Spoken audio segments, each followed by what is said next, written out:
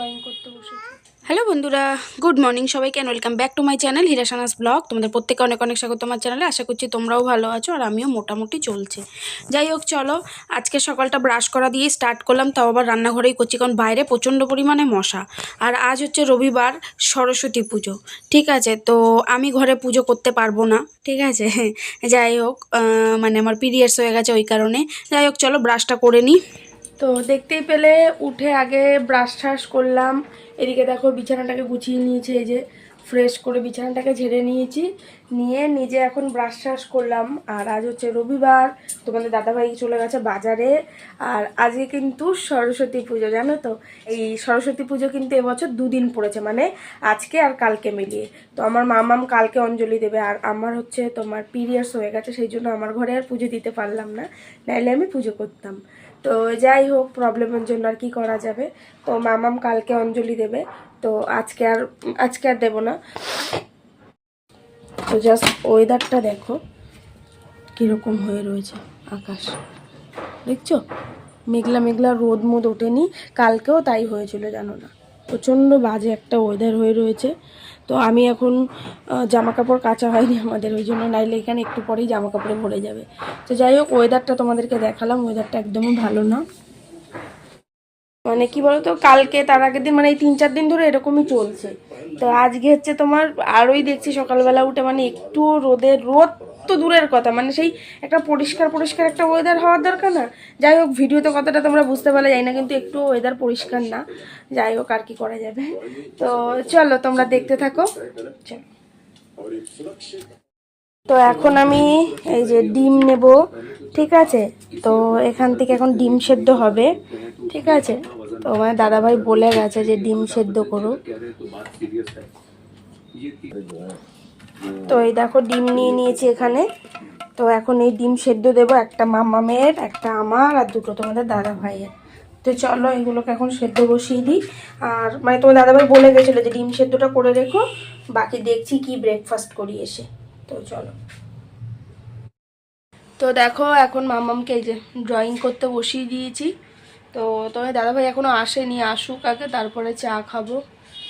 তো এই যে ড্রয়িং করতে বসেছি। করো।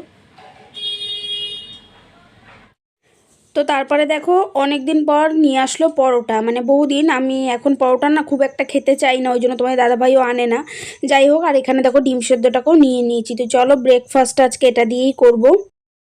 তো দেখো অনেকক্ষণ পর তোমাদের সামনে আসলাম। স্নান করা কমপ্লিট হয়ে গেছে, স্নান টান করে এসে চা খেলাম, একটু বসে চাটা খেয়ে, ওই দেখো কাপ এখন এখানেই রয়েছে, তো খেলাম।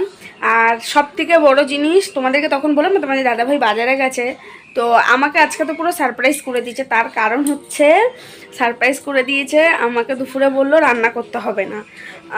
মানে এটা একটা আবদারই থাকে তোমাদের দাদাভাইয়ের কাছে, বলা যায় প্রতি মাসেই, যে স্যালারি পেলে বিরিয়ানি খাওয়ার, ঠিক আছে। সেটা ওই একদিন হোক কি দুদিন হোক, ঠিক আছে। তো একদিন থাকেই প্রতি মাসে, দাঁড়ো বলছি, ঠিক আছে। তো সেই আবদারটাই থাকে বলে, তো আজকে দেখি হঠাৎ করেই বললো যে চলো আজকে আর রান্নাবান্না করতে হবে না, দুপুরে তোমাদেরকে বিরিয়ানি খাওয়াবো। আমি তো ভীষণ খুশি হয়ে গেছি, কারণ বহু দিন থেকে জানো তো ইচ্ছা করছিলো বিরিয়ানি খাওয়ার, তো হচ্ছিল না।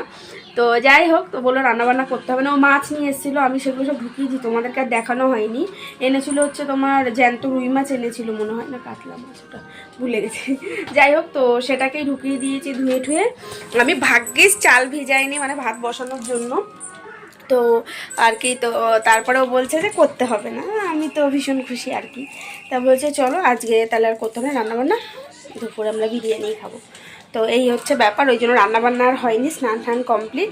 তো চলো তোমাদেরকে এবার হচ্ছে মেন একটা জিনিস যেটা বলছিলাম, মামামের শাড়ি বানাবো। চলো কি দিয়ে শাড়ি বানাবো আর কীরকম বানাবো সেটা তোমাদেরকে দেখাবো। চলো, তোমাদেরই রয়েছে ঠাকুবার এই কাপড়টা, তারপরে রয়েছে ব্লাউজের কাপড়, দেখতে পাচ্ছ এইটা লাল আর এইটা কিন্তু দুটোর প্রিন্টটা আলাদা হয়ে গেছে, যাই হোক অসুবিধা নেই। তারপরে দেখো, এই দেখো দুটোর জন্য দুরকম লেস এনেছি। তো এইটা দিয়েই আমি কিন্তু রেডি করব মামামের শাড়ি, ঠিক আছে, তো চলো কিভাবে রেডি করছি না করছি সবই তোমাদেরকে মোটামুটি দেখাবো। তো চলো এটা দিয়ে শাড়ি রেডি টেডি করে একবারে দেখাবো। তো এখন না, একবারে তোমাদের দাদাভাই আসুক, আসলে খাওয়া দাওয়া করে তারপরে আর কি বসবো। তো কেমন হবে না হবে নিজেও জানি না, যেরকম ভেবেছি এখন দেখা যাক। কিন্তু আমি না এই লাল লেসটা, এই যে যে লেসটা দেখতে পাচ্ছ, এই লেসটা অনেক একটু মোটা চেয়েছিলাম, কিন্তু মোটা লেস নাই। যাই হোক, আর কি করা যাবে। তো চলো এই খাবারটা নিয়ে আসুক, মামামকে খাইয়ে নিজেও খেয়ে দে, তারপরে ঝটপট কাজে বসতে হবে। তো এই দেখো তোমাদের দাদাভাই নিয়ে চলে এসছে কিন্তু বিরিয়ানি। আর এই দেখো মানে বিরিয়ানির গন্ধ তো না কতক্ষণে ভাবছি খাবো খাবো খালি শুধু। আর এই যে ক্যাম্প পাতার সাথে, তো মেন ব্যাপার জানো তো, কোল্ড ড্রিঙ্কসটা লাগেই বিরিয়ানি খেলে। আমার বেসিক্যালি না হলেও চলে, কিন্তু তোমাদের দাদাভাইয়ের লাগেই। যাই হোক এই দেখো, আর বিরিয়ানিটা কিন্তু ভীষণ ভালো ছিল, মানে একদম হালকা মশলা, তোমরা দেখেই বুঝতে পারছো। এটা হচ্ছে আমাদের বণিক মোড়ের এখানে একটা দোকান আছে, ওই দোকানটার থেকেই আনে। তো যাই হোক বিরিয়ানিটা ভীষণ ভালো খেতে ছিল। তো তারপরে খাওয়া দাওয়া কমপ্লিট করে এই যে এখানে এখন বসে পড়েছি কাজটা নিয়ে। কাজ হচ্ছে এই যে মাম্মামের যে শাড়িটা, সেটা না অনেকটা চওড়া বহরের ছিল, তো সেটাকেই আমি কেটে কুটে এখন সাইজ করে নিচ্ছি। করে এখন এগুলোকে বাইরে নিয়ে গিয়ে বসবো। আর বা সত্যি কথা বলি, তোমাদের সাথে সেলাইটা শেয়ার করতে পারিনি, কারণ আমার কাছে লম্বা ট্রাইপডটা নেই। আর আমার কাছে যে ট্রাইপডটা রয়েছে সেটা না ছোটো, তো আমি ওখানে দাঁড় করিয়ে আর কি তোমাদেরকে কিছুই দেখাতে পারিনি। তো আমি এখানে ঘরের থেকে সব কিছু কেটে কুটে নিয়ে গিয়ে এখন বসবো। তো চলো একেবারে তোমাদেরকে রেডি টেডি করেই আমি দেখাচ্ছি, চলো টাটা। তো ফাইনালি ফাইনালি ফাইনালি এই যে রেডি করে ফেলেছি ব্লাউজ আর শাড়ি। তোমাদেরকে পুরোটাই আমি খুলে দেখাবো। তো এই দেখো আমার যে কি ভালো লাগছে, তোমাদেরকে কি আর বলবো, ভীষণ ভালো লাগছে। তো চলো তোমাদেরকে এবার দেখাই। এই হচ্ছে মামামের ব্লাউজের ফ্রন্টের গলাটা একটু পান শেপের মধ্যে দিয়েছি, আর পিছনটা বেশ অল্প নামিয়েছি। আর হাতে এখানে লেসটাকে আমি দুপাটে দিয়েছি, এই দেখো এইটুখানি। মানে পরালে এখন কীরকম কতটা ভালো লাগবে সেটাই আমার দেখার। তো যাই হোক এখানে দেখো, আর এই যে হচ্ছে শাড়িটা। তো শাড়িটার একটা কথা তোমাদেরকে বলি, শাড়িটার যে মিডিলের যে লেসটা, এই লেসটা পরে না আমি ভেবে চিনতে দিয়েছি, যেহেতু ব্লাউজের টুকরো থেকে বেঁচে গেছিলো। তো না হলে চওড়া লেসটা নিচের দিকে দিলে মনে হয় আমার আর বেশি ভালো হতো। তো যাই হোক তবুও খুব সুন্দর লাগছে। তোমাদের কাছে কেমন লাগলো অবশ্যই জানিও কমেন্টসে। আমার তো ভীষণ ভালো লেগেছে।